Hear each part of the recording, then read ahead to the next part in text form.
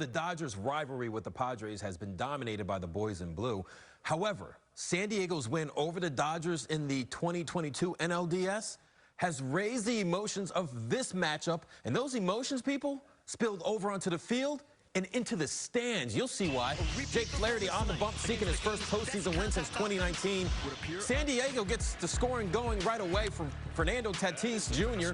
Hits this one to right, and that's gone for a solo shot. He's 7 for 11 in the postseason so far. Now, former Dodger Yu Darvish on the mound for San Diego, and Mookie Betts at the plate.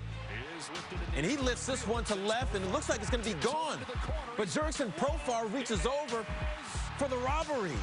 What a huge play for the Padres. This is absolutely devastating for the Dodgers. Then next inning, Padres get to Jake Flaherty again. Former Dodger David Peralta sends one to center and gone. That's 2 runs now for that home run. First career postseason homer, and Padres up 3-0.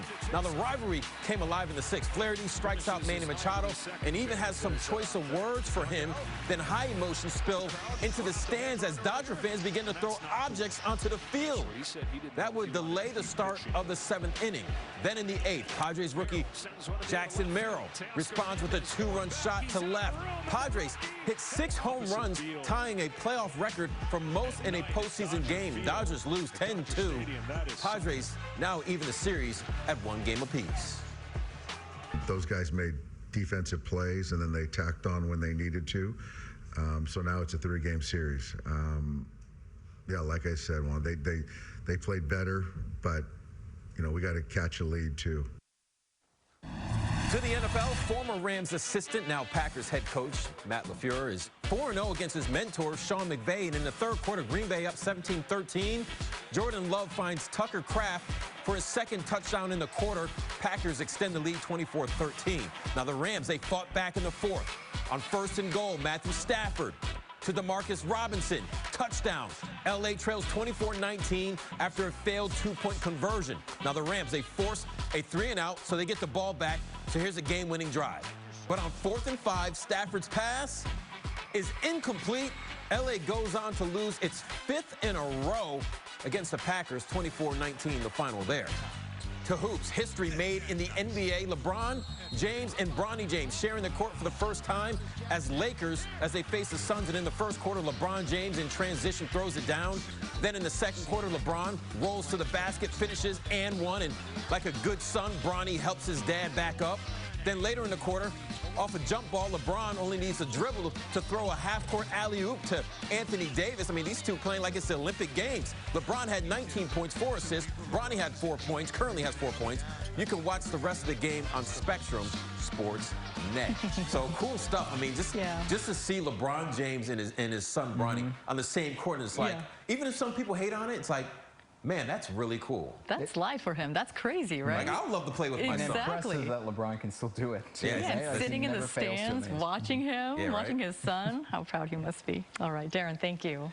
Well, it's another hot start to the work week. Oh, yes. KCAL News meteorologist Olga Ospina breaks it down for us. Hi, Olga. Hi, Susie and Gio. More upper 90s and 100s. That is the big next weather headline, that inland heat that we've been dealing with really for the entire weekend. Along the coastline, a different story. You can see it here with our live shot of the Santa Monica Pier. It's all about the clouds and the fog, and that is what you are going to be waking up to if you are near the beach and even a few miles inland. A cooling trend, though, is on the way by the middle and into the end of the week. So by next weekend, things are going to be feeling a lot more like fall. One more day, though, of the heat alerts, excessive heat warnings, as well as heat advisories for those 90s and 100s across a lot of our inland spots, including the valleys, the Inland Empire, as well as the deserts. Current conditions outside, it's a nice warm evening in Riverside, 83. It is clear and winds are calm. As we head into the next 12 hours, though, things are going to be warming up pretty quickly. We drop down into the low 70s, upper 60s early tomorrow morning, and already by late morning, we are nearing 90 degrees. As we head into later in the afternoon, things warming up in Riverside to near 100. 99 is what we're expecting. 101 in Santa Clarita. We have 88 in downtown Los Angeles. Upper 70s for our mountains and 110 in Palm Springs. Some 70s along the coastline. coastline. So kind of just depending on where you live. But if you are inland, yes, get ready for still some more heat tomorrow. Here's a look at the futurecast early tomorrow morning, 7:15, and we have the clouds and the fog really impacting even a lot of those inland areas early tomorrow. The futurecast showing us we have this area of high pressure overhead. That will start to weaken as we head into Tuesday, Wednesday. Things slowly start cooling down. Tuesday, though, is still going to be a warm one. And then really it's not going to be until the end of the week that temperatures turn a little bit more comfortable, even slightly below average for some spots as we track this Pacific storm off the coast, and that's going to help bring us to some more comfortable temperatures. Here's a check of the 7-day forecast with the upper 80s for LAOC Metro, turning into mid 80s by Wednesday, low 80s by Thursday, and the upper 70s return by Friday into the weekend. For the valleys, 105 tomorrow for some of the hottest locations, upper 90s on Tuesday, and then cooling down into the 80s once again by late in the work week. Here's a check also of the Inland Empire with 90s turning into 80s as we head into late in the week. Our deserts go from upper 90s to upper 80s by Friday, and mountains, beaches mostly in the 70s. Back to you guys. Olga, thank you so much. Well, taking the sting out of beekeeping. Yeah, tonight's Let's Go Places heads to one of San Fernando Valley's sweetest spots. How you can benefit from the experience ahead.